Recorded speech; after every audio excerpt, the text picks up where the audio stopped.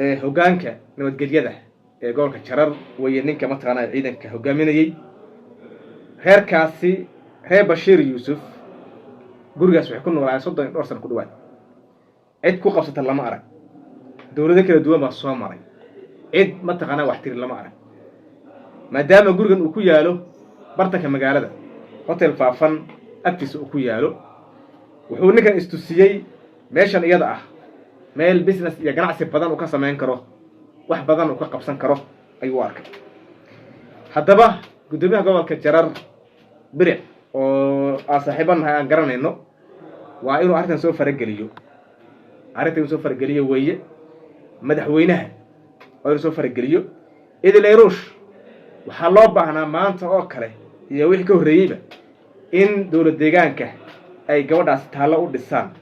oo guryo ida ay leedahay u sameeyaan oo sida madaxtooyada oo kale ah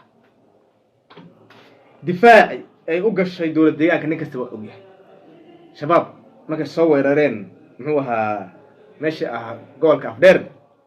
gabadhaasi ciidanka goobada ay gaabinaysay wad ogeedeen ee sanad guuradii ka soo wareegtayba anfar dhulkii ballaaraa ee qabsadeen galbeedka gobolka City gabadha ciidanka ku gaabinaysay ahayd mataqaanaa ciidankaygow ku gaabinaysay ahayd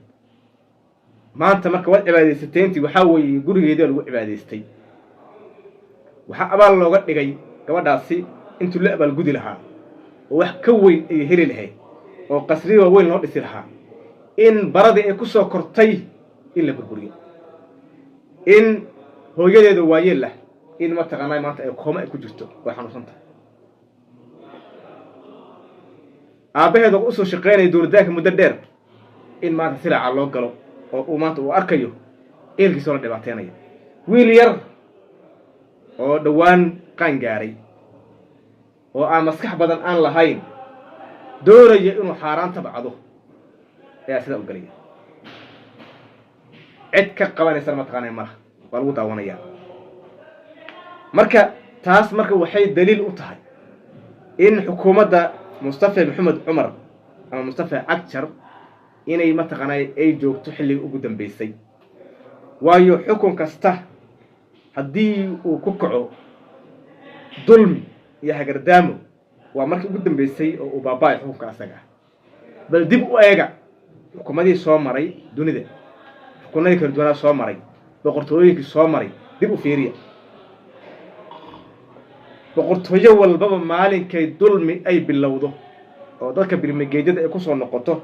oo dadkeeda shacabkii xukumaysay ay baabi'iso oo hal doorkoodii sidii idil oo kale hal door bay u tahay dawlad deegaanka oo hormuud ay ku soo laabtaan waa marka ay zuuliyaan iyaga hadda marka saadaal iyo fafaalo waxaa soo baxayo in xukuumadda Cagjar ay zuuli doonto oo ay baaba'ayso markaan aragno dulmiga kala duwan ee meelo badan ka dhacaya oo dad isaga ka amar qaata ay sameynayaan